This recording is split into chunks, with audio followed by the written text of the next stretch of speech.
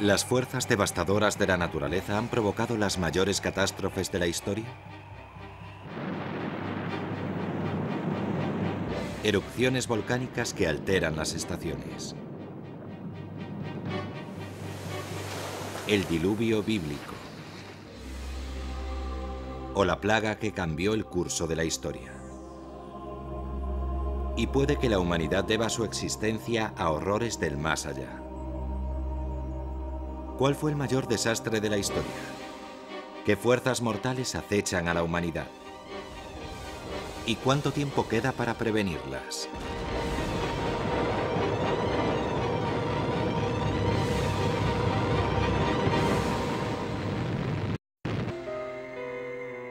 Las fuerzas de la naturaleza amenazan a la humanidad desde el principio de los tiempos.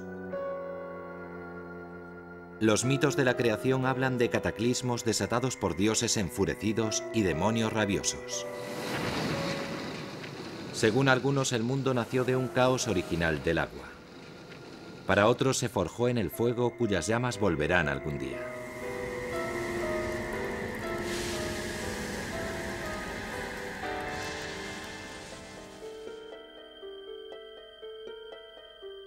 Tierra, aire, fuego y agua.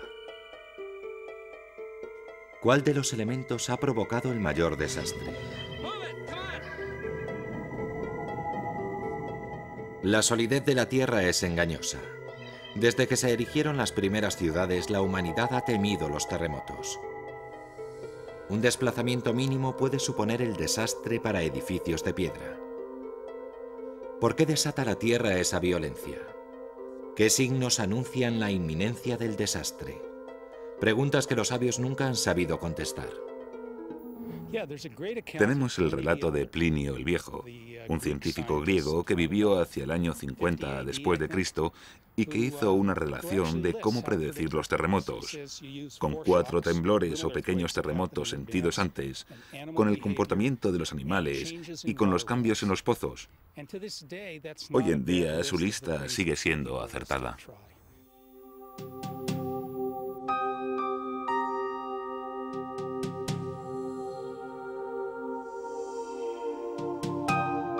En China, en 1556, se produjo la mayor pérdida de vidas humanas causada por un terremoto. 800.000 víctimas mortales. Muchos de ellos campesinos que vivían en cuevas artificiales. Un coste en vidas humanas que casi se igualó en 1976, cuando la ciudad china de Tanshan fue arrasada por un terremoto tan potente que derribó edificios a 150 kilómetros de allí y se cobró 650.000 vidas.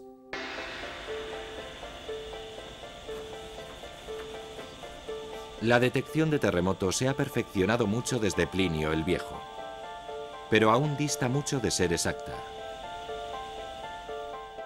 Actualmente en California hay miles de sismógrafos instalados a lo largo de la falla de San Andrés. ¿En qué medida han mejorado las previsiones?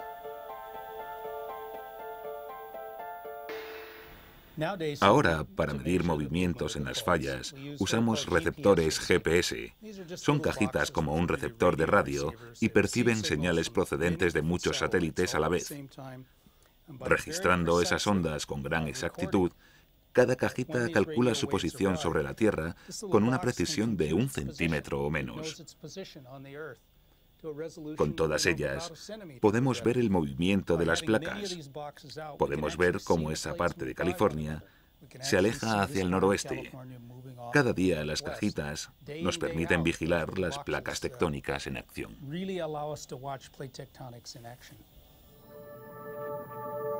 El movimiento de las placas continentales terrestres sobre el magma de su núcleo se llama tectónica de placas. Un proceso que provoca no solo terremotos, sino también erupciones volcánicas. Las coladas de lava incandescente son una de las fuerzas más incontenibles del planeta. Aunque no podemos impedir que la Tierra escupa piedra, científicos e ingenieros han ideado formas para desviar su flujo. Pero la ciencia sigue impotente ante la verdadera amenaza de los volcanes, sus erupciones explosivas. Una erupción potente llega a desplazar millones de toneladas de roca. arrasar montañas y vomitar miles de toneladas de cenizas ardientes. Los detritos de una erupción pueden cubrir el paisaje a kilómetros a la redonda bajo una alfombra de polvo.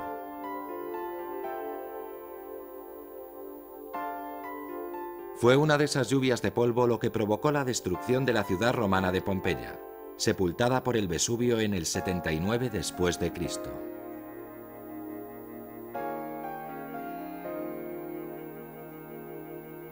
Los moldes fantasmales de sus habitantes embrujan la ciudad congelada en el tiempo y gritan su horror tal como les sorprendió la muerte, hace 2000 años.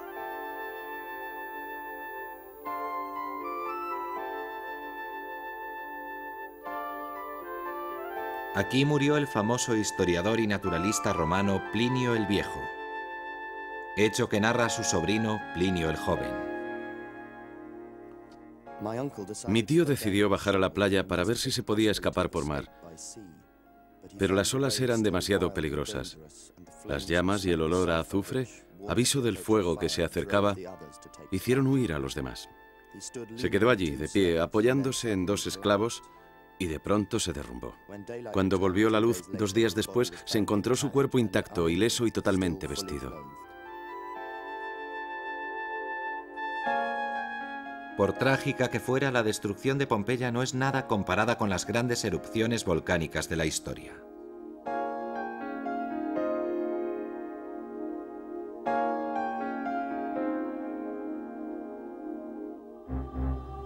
Indonesia, la región más volcánica del planeta. Aquí, en 1883, la isla de Krakatoa explotó con una fuerza equivalente a 1 millón de bombas de Hiroshima. Su explosión se oyó a 5000 kilómetros. Cuando la isla se hundió en el mar, provocó una oleada que barrió las islas vecinas en uno de los mayores maremotos de la historia, que causó 36.000 muertos. Hoy, el hijo de Krakatoa arde junto a las ruinas de su padre. Pero aunque la isla fue borrada de la faz de la Tierra, no fue la mayor erupción de la historia. Esta se produjo 70 años antes, a unos 1500 kilómetros de allí, en la otra punta de Indonesia. Cuando explotó la montaña de Tambora en 1815, envió a la atmósfera 120 kilómetros cúbicos de polvo y durante días sumió a la región en la oscuridad.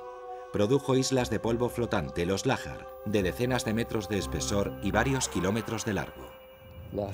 Los lájar son muy peligrosos porque bajan por los valles, se llevan por delante a la gente y arrasan los cultivos.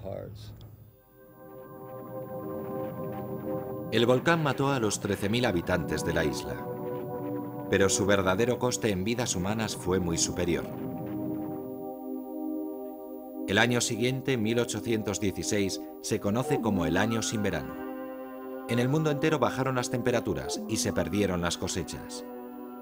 El hambre y las enfermedades oportunistas causaron incontables bajas. ¿Por qué? Una erupción volcánica, sobre todo si es muy potente, envía enormes cantidades de polvo y de gases sulfurosos a la estratosfera, una región de la atmósfera situada a 1500 metros de altura. El polvo y los gases pueden permanecer años en esas alturas, pues quedan por encima de los sistemas climáticos. Los detritos disparados por el Tambora crearon tanta contaminación que durante meses no llegó el calor del sol, echando a perder las cosechas. Una catástrofe de proporciones mundiales. Tambora fue la peor erupción volcánica de la historia escrita. Sedimentos enterrados a gran profundidad desde hace decenas de miles de años hablan de erupciones 10 veces mayores que la de Tambora en un pasado remoto. Pero además de la Tierra, otros elementos amenazan a la humanidad.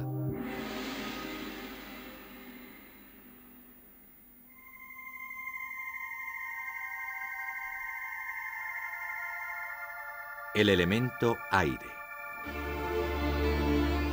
En septiembre de 1988, el huracán Gilbert asoló Jamaica, Estados Unidos y México. Recorrió más de 3000 kilómetros, provocando vientos de más de 250 kilómetros por hora. en un solo día produjo la energía que consumen los Estados Unidos en un año. Fue el mayor huracán que se recuerda. Pero gracias a la previsión científica y a la buena suerte, el Gilbert solo se cobró 350 vidas. Pudieron ser muchas más.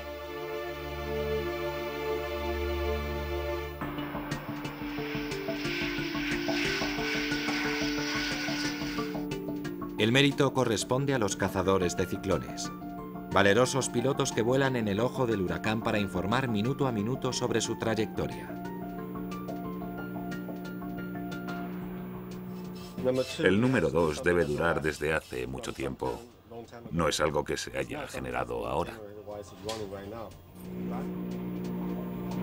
Un trabajo muy peligroso, pero imprescindible para prevenir el desastre.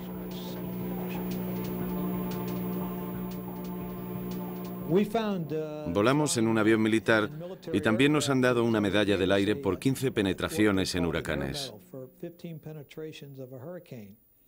Por lo menos en una de cada 15 misiones piensas que te vas a reunir con tu hacedor. Las peores tormentas del siglo XX arrasaron Bangladesh. Los ciclones tropicales han matado a cientos de miles de personas, debido en buena parte a las inundaciones que provocan. En un año malo pueden quedar anegadas 4/5 partes del país.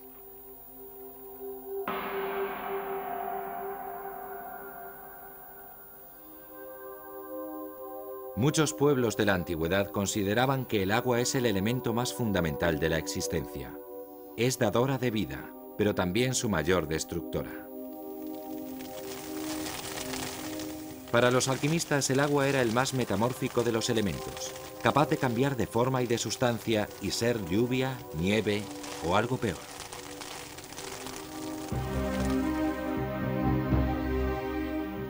En el 218 a.C., Aníbal condujo a sus ejércitos a través de los Alpes para sorprender al enemigo romano desde el norte. Al cruzar un puerto de montaña, un fragor estremeció los picos nevados. Y se desató la furia de la luz.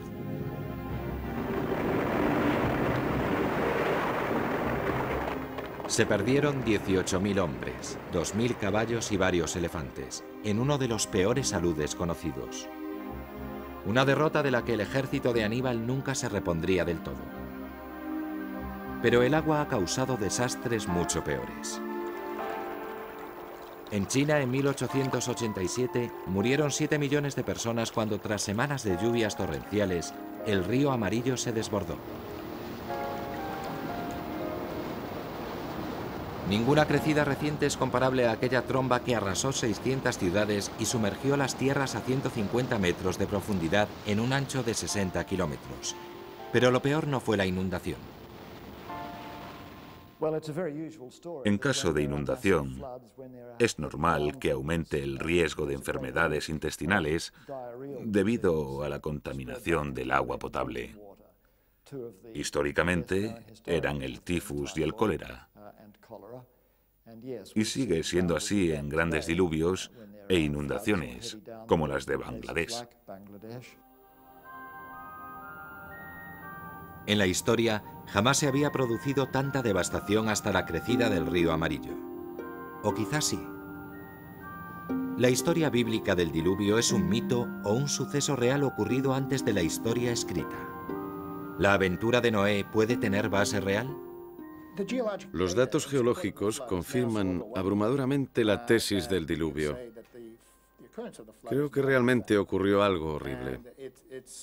Los arqueólogos tendrán que tomarlo en cuenta de un modo u otro.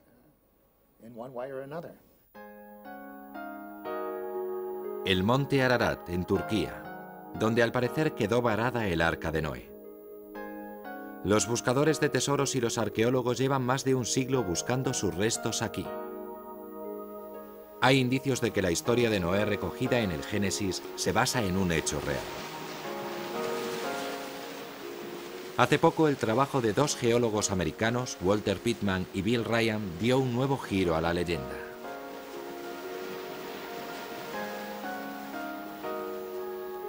Les habían sorprendido las similitudes de los relatos de diluvios de Oriente Próximo. El más antiguo data de la epopeya mesopotámica de Gilgamesh, hace 4000 años. Gilgamesh pudo ser un personaje real que gobernó la ciudad sumeria de Uruk hacia el 2800 a.C. ¿Fue la leyenda de Gilgamesh la que inspiró el relato de Noé en el Antiguo Testamento? Supongo que la historia que le asocia a todo el mundo es la historia del diluvio universal, que le contó el equivalente sumerio de Noé, llamado Zeozudra. Es una larga y complicada historia, pero Gilgamesh fue a visitarlo en busca del secreto de la vida eterna. Y Zeozudra le habló del gran diluvio que había aniquilado al resto de la humanidad. Pero este hombre y su mujer, y parejas de todos los animales, fueron salvados por los dioses y perpetuaron las razas animales y la humana. Creo que ahora, en general, se acepta que el relato del Génesis tiene sus orígenes en el sur del actual Irak, en el antiguo Sumer. Por las huellas geológicas, los dos científicos sabían que hubo un tiempo en que el Mar Negro estuvo separado del Mediterráneo. ¿Era una pista? ¿Cuándo se unieron los mares? ¿A qué se debió?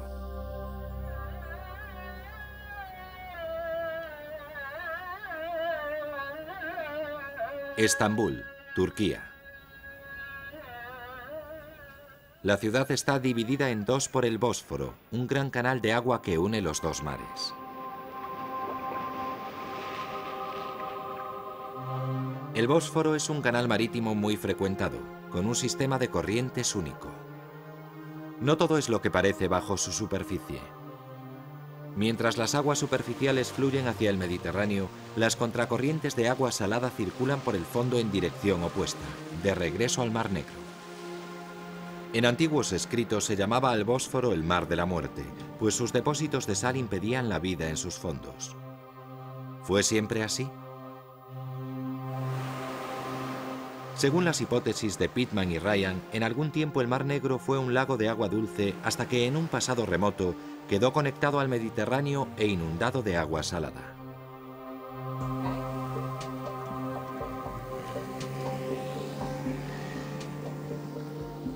Los científicos realizaron pruebas en el fondo del Bósforo. La roca más pesada del canal está a más de 75 metros de profundidad, y esto provocó un tremendo caudal de agua que excavó ese canal tan profundo. ¿Pero cuándo?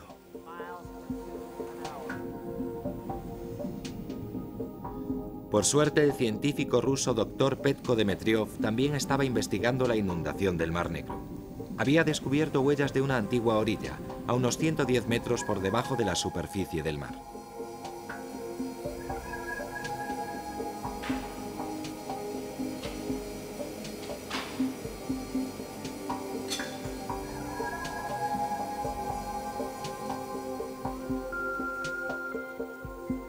El avance se produjo en 1993, cuando los americanos Pittman y Ryan se unieron al equipo soviético para investigar el Mar Negro.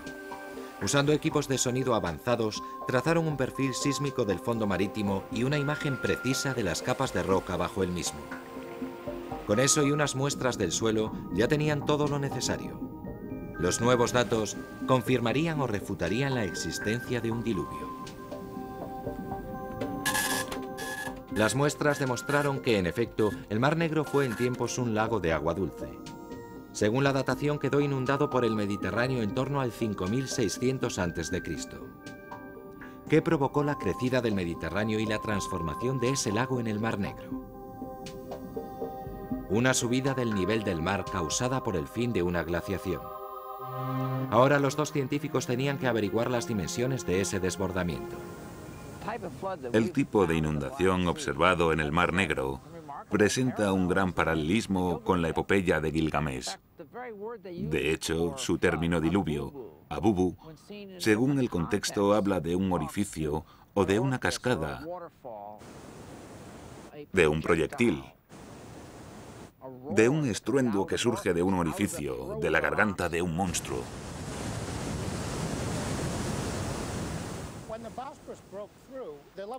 Cuando se abrió el Bósforo, el nivel del Mar Negro empezó a subir entre 15 y 30 centímetros diarios.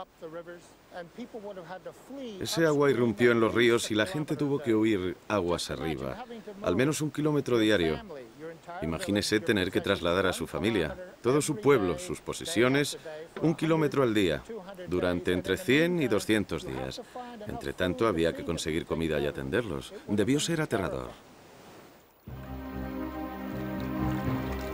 Lo que empezó como un chorrito se convirtió en tromba.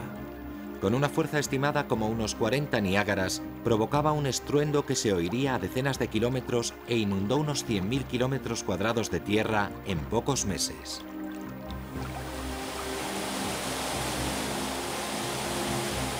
Se produjo un diluvio de proporciones bíblicas. ¿Pero fue el diluvio bíblico? ¿Pudo ser tan memorable el cataclismo que su relato sobrevivió milenios hasta ser recogido en el poema de Gilgamesh?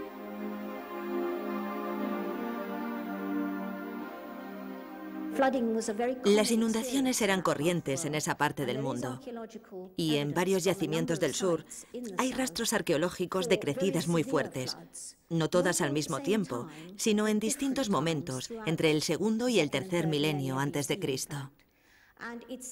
Parece que todas esas inundaciones se confundieron en el recuerdo de la gente, se mezclaron y dieron paso al diluvio universal que menciona la Biblia.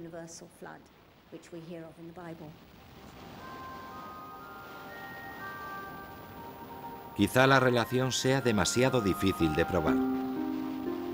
Encontramos mitos del diluvio en el mundo entero, y para algunos evocan un suceso mucho más global. ¿El estudio comparativo de todos esos mitos podría darnos indicios de un cataclismo mundial? Si contrastamos la información ambiental que encierran todos esos mitos, tal vez descubramos que nos están contando algo distinto de lo que ahora sabe la ciencia. ¿Podría un factor común relacionar extrañas apariciones en el cielo, maremotos y diluvios de vapor con la supervivencia de alguna gente afortunada en lugares especialmente protegidos o en barcos? Si se reúne todo lo que se cuenta, siempre hay una constante. Observas que encaja con lo que entendemos por un impacto cósmico. Según los cálculos del profesor Mas, en el 2807 a.C. pudo producirse un impacto cósmico, una explosión equivalente a varios millones de bombas de Hiroshima. La onda de choque provocó varios maremotos que se llevaron por delante todos los asentamientos costeros del mundo.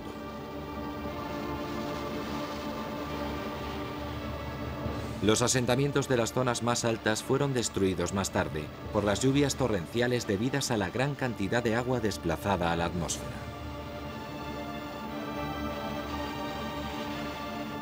Un cataclismo incomparable.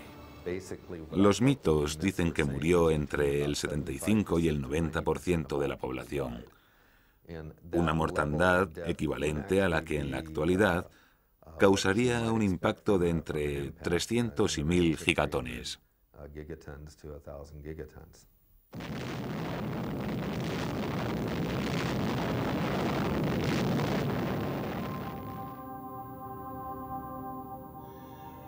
Todavía existen pocas pruebas científicas que avalen esta teoría, y sus partidarios tendrán que seguir buscando huellas de ese impacto en el fondo del océano. Se ha sugerido que las leyendas del diluvio universal se deben a un impacto de 100.000 megatones en el hemisferio sur, que provocó un gran diluvio en todo el planeta, además de otros efectos. En mi opinión, esta teoría de momento es algo especulativa, pero es una idea interesante. Quizá nunca sepamos la verdad que inspiró la historia de Noé. La alegoría de la voluntad y la recompensa divina, simbolizada en la historia del arca, ha contribuido a modelar las religiones y civilizaciones del judaísmo, el cristianismo y el islam. Pero un hecho real ocurrido miles de años después dejó recuerdos más tangibles.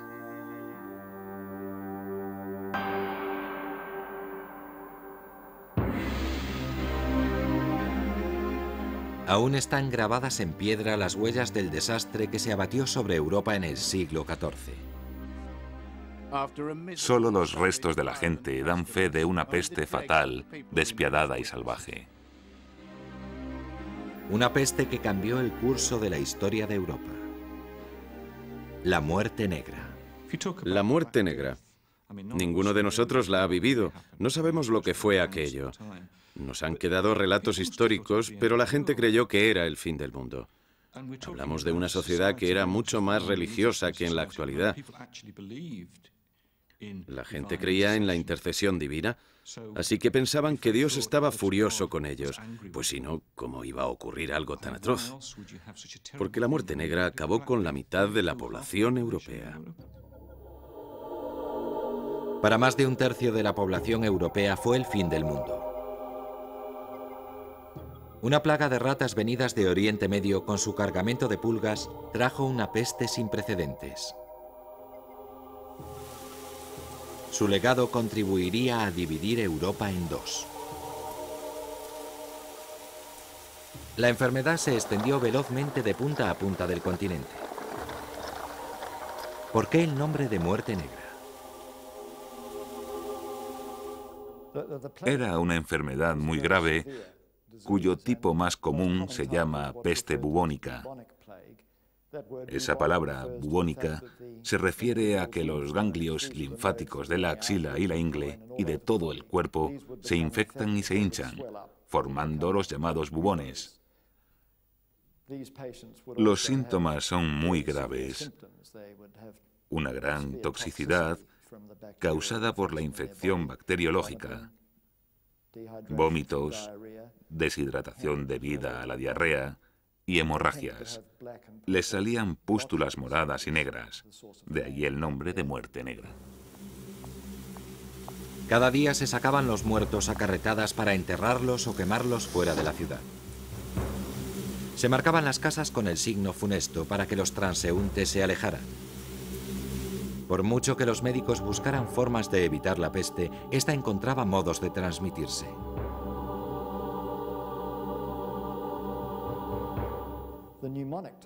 El tipo neumónico es aún más grave. Suele surgir al principio de la epidemia y tiene la capacidad de contagiarse por el aire. No hace falta que medie una rata o una pulga infectada. Se transmite directamente. Se propaga como el fuego. Las peor paradas fueron las ciudades. Aquí el terror se manifestó en las peores atrocidades de la época. Los ejércitos de los flagelantes se abatían sobre las ciudades a la caza de los pecadores causantes de la mortandad.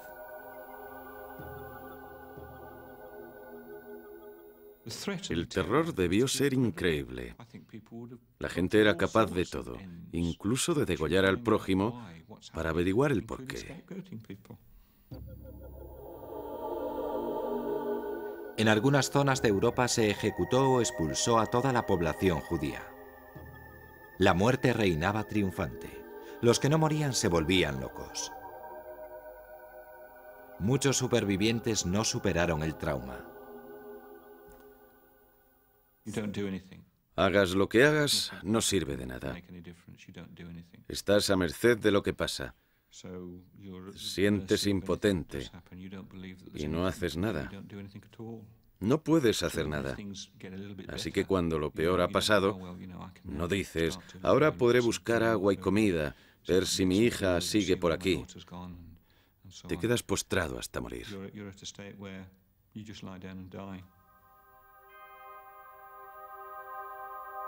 Por extraño que parezca, la locura de la muerte negra ayudó a desatar una revolución espiritual. Se persiguió a los curas por abandonar a sus feligreses en la enfermedad.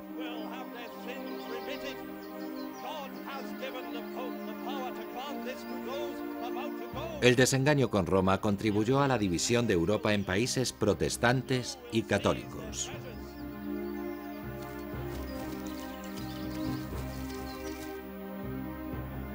La plaga no desapareció tras la epidemia de los años 1340. 10 años después volvía al ataque, y muchas veces después, la última en India.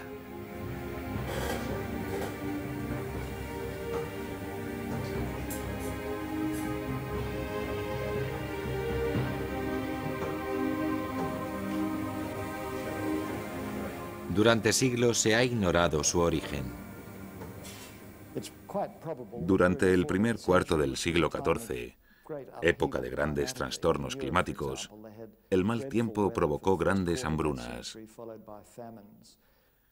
Después, los cambios climáticos afectaron a Asia Central, alterando las poblaciones de roedores que emigraron y contagiaron a las ratas que viajaban en las caravanas entre China y Europa.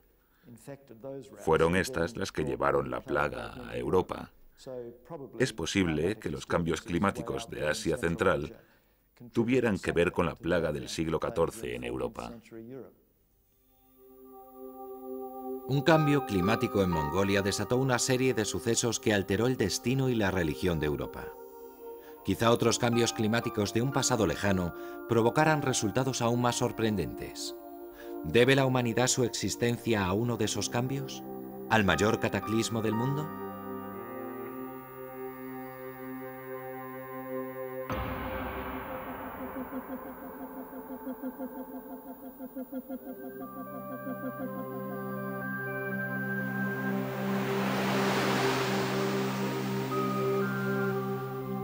Hace 65 millones de años desaparecieron los dinosaurios, tras haber dominado el planeta durante 140 millones de años. Los hombres no aparecieron hasta unos 60 millones después de su extinción, y el Homo sapiens hace apenas 60.000 años.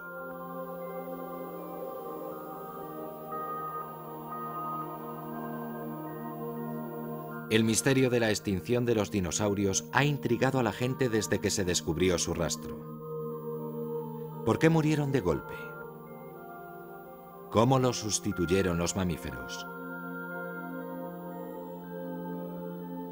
En los años 80 el panorama cambió. Se descubrió que en la capa geológica que contiene fósiles de los últimos dinosaurios abunda una sustancia llamada iridio. ¿Es una pista? El iridio, un elemento raro, estaba presente en la nube de polvo que originó el sistema solar.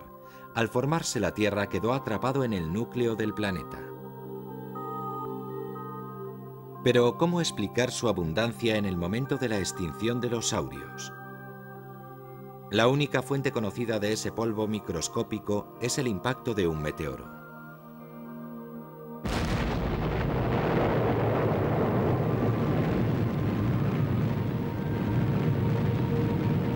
La idea parece ridícula.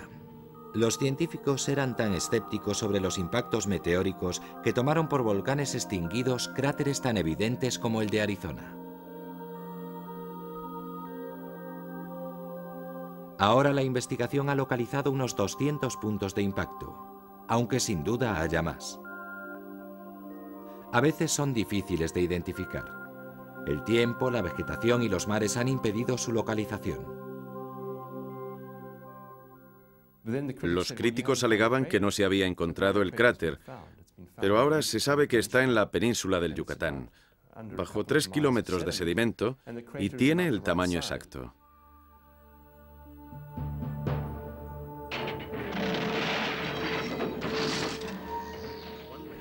Un análisis mineralógico de la costa del Yucatán en México ha revelado que ahí yacen los restos del asteroide que borró a los saurios del mapa.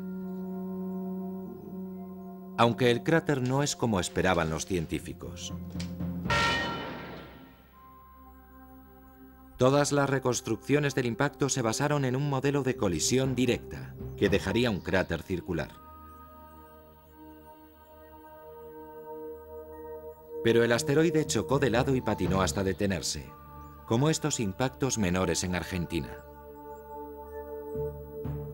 Pero el impacto indirecto provocó más daños.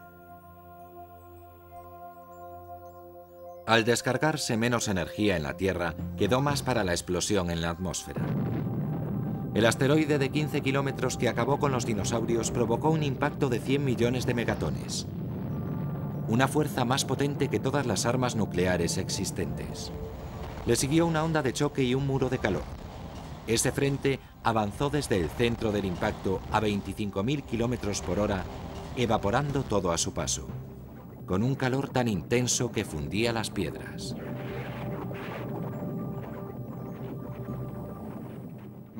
Ardió casi toda la Tierra, algo inimaginable. Una explosión silenciosa, pues viajaba más deprisa que el sonido, barrió Norteamérica. Aunque muchas criaturas se salvaron del cataclismo inicial, no estaban preparadas para lo que vino después. Los incendios forestales que barrieron el globo eran la única luz de un planeta cuya atmósfera estaba tan cargada de detritos que pasaron meses hasta que volvió a lucir el sol. Durante las tinieblas, en el mar se apagó casi toda la vida. A falta de luz murió el plancton y tras él toda la cadena alimenticia. En tierra los saurios supervivientes vagaban a tientas en las sombras, donde las plantas se marchitaban y morían. Muchos murieron de hambre. Cuando al fin salió el sol entre la humareda, la explosión había dejado tal capa de contaminantes en la atmósfera que el calor del sol no podía traspasarla. Las temperaturas cayeron en picado durante décadas. Cuando al cabo de unos 100 años el clima se estabilizó, 7 de cada 10 especies se habían extinguido. Los saurios estaban tan diezmados que sus poblaciones nunca se recuperaron y pronto caerían en el olvido.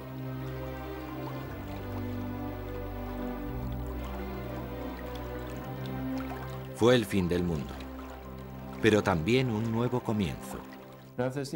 De no haberse producido esos impactos, los dinosaurios no se habrían extinguido y nosotros no estaríamos aquí. Los mamíferos, que entonces vivían bajo tierra, solo pudieron sobrevivir porque los saurios desaparecieron.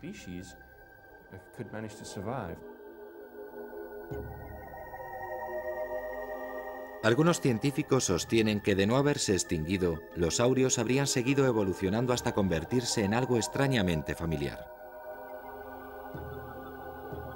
Con semejante competencia, los mamíferos nunca habrían evolucionado hasta el Homo sapiens. La muerte de los saurios ofreció a los mamíferos su oportunidad evolutiva, sin la cual no existiríamos hoy. Pero la destrucción causada por el asteroide también encierra una lección. Los cataclismos son muy importantes en la historia biológica. No creo que la idea de la evolución, de la supervivencia del mejor, siga siendo válida. En la historia de las especies y de la vida en la Tierra, las catástrofes han sido determinantes en la extinción de especies. Da igual lo bien adaptado que estés. Si te encuentras en el momento y en el lugar inadecuados, desapareces. Puede que la mayor amenaza para la humanidad sea otro gran impacto de asteroide. Hay rastros de impactos más recientes, como esta explosión en el aire, 15 kilómetros por encima del río Tunguska en Rusia, vista a 750 kilómetros de allí. Como no dejó cráter, el incidente de Tunguska quedó olvidado durante más de medio siglo. Si el suceso de Tunguska en 1908 hubiese ocurrido sobre una ciudad y matado a 1 millón de personas, hoy todos seríamos conscientes de su peligro. Pero como sucedió en mitad de la nada, en plena Siberia, fue como si no pasara nada. Lo que dio a nuestros antepasados su oportunidad evolutiva también puede ser el mayor peligro para el hombre moderno.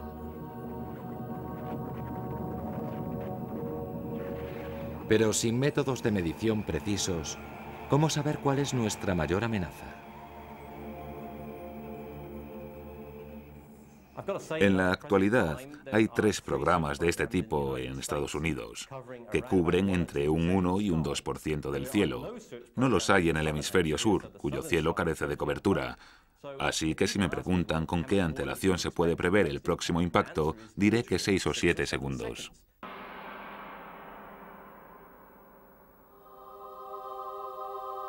De todas las calamidades naturales, ¿cuál es la peor? ¿Puede protegernos la previsión?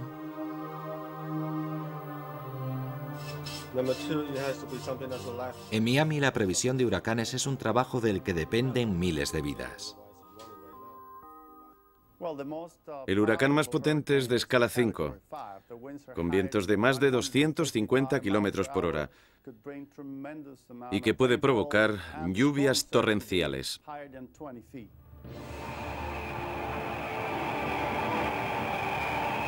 Incluso con el equipo más avanzado del mundo, los meteorólogos pueden equivocarse.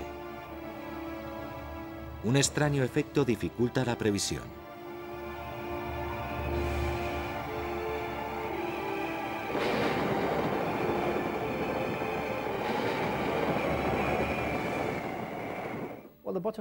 El efecto mariposa tiene que ver con la teoría del caos.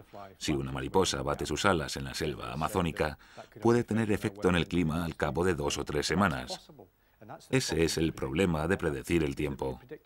Aplicando las leyes físicas conocidas y con la información que tenemos, podríamos predecirlo exactamente con 6 o 7 días de antelación. Pero pasadas esas 2 o 3 semanas entra en juego la teoría del caos. No es predecible debido a la diversidad de efectos, es decir, que hay más de una mariposa y un montón de efectos que pueden producirse.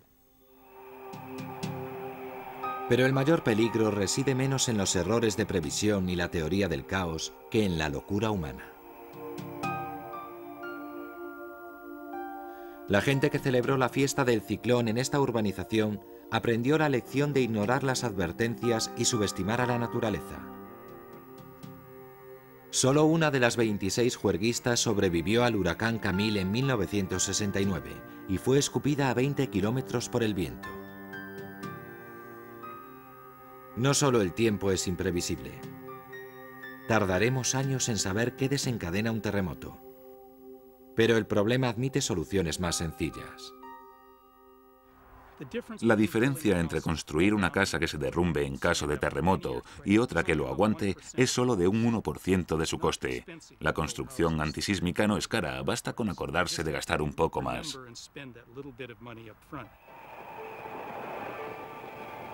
Pese al reto que las fuerzas naturales representan para previsores y meteorólogos, su potencial de destrucción es bastante limitado. Sin duda, la mayor amenaza resida en un desastre de magnitud mundial.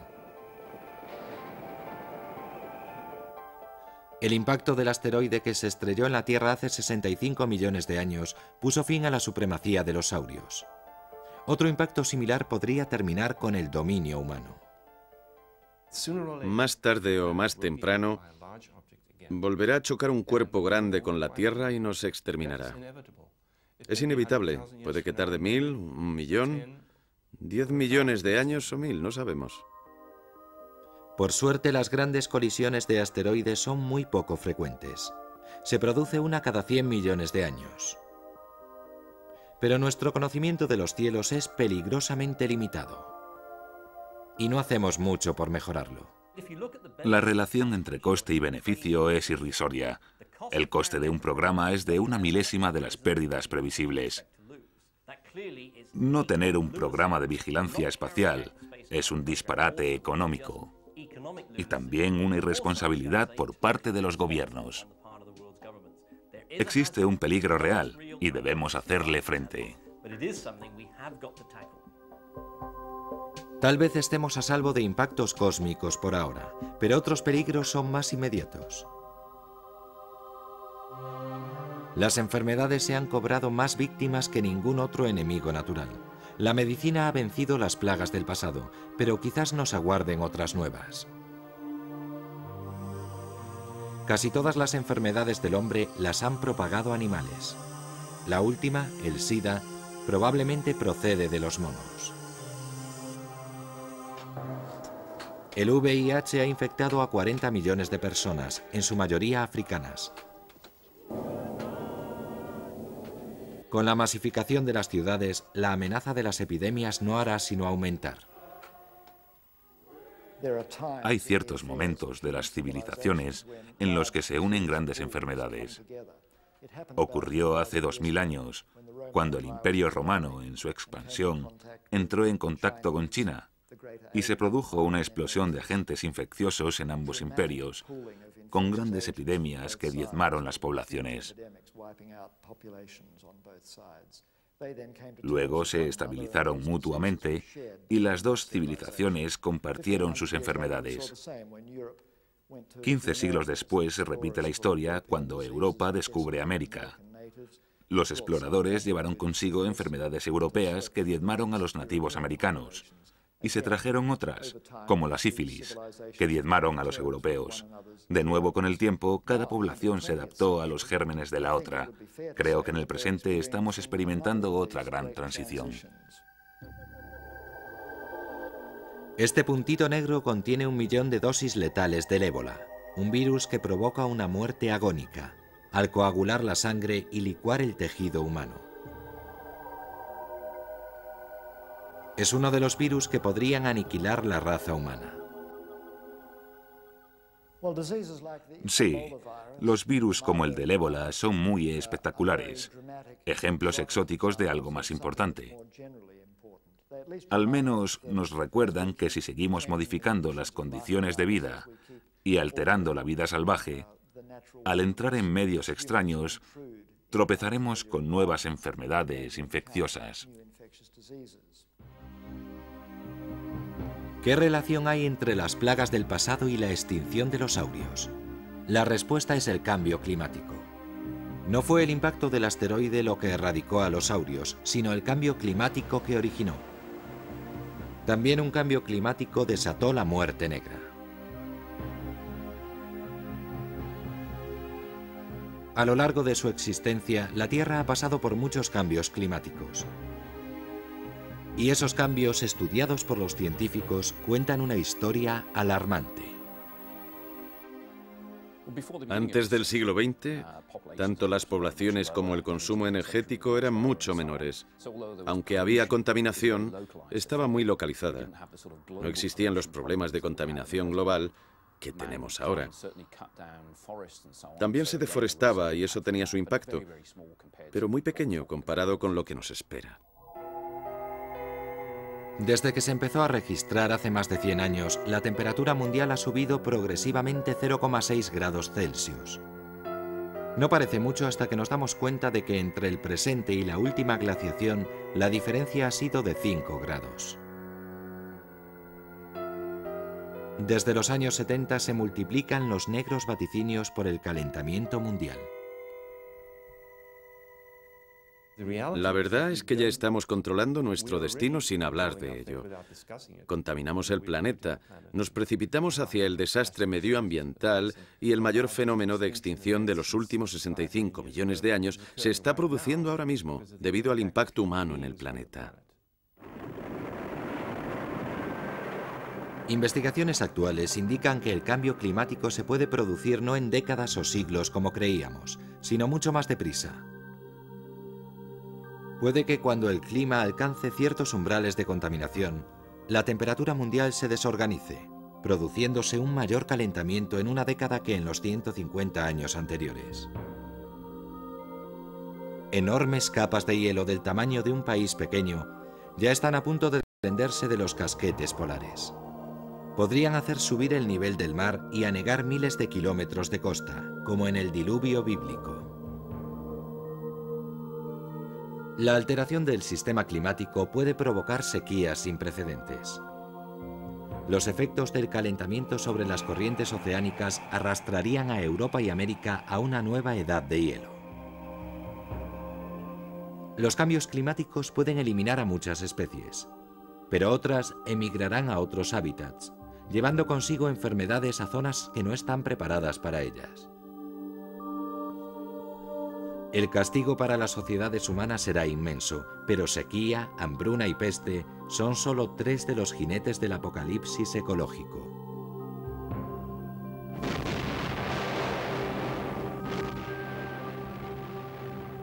También pueden aumentar las guerras, cuando las naciones se disputen recursos cada vez más escasos.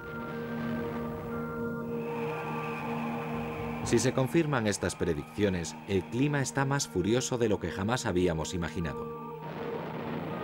Nuestra mayor amenaza, ahora que el hombre le ha abierto la jaula, es que nunca podremos volver a encerrarlo en ella.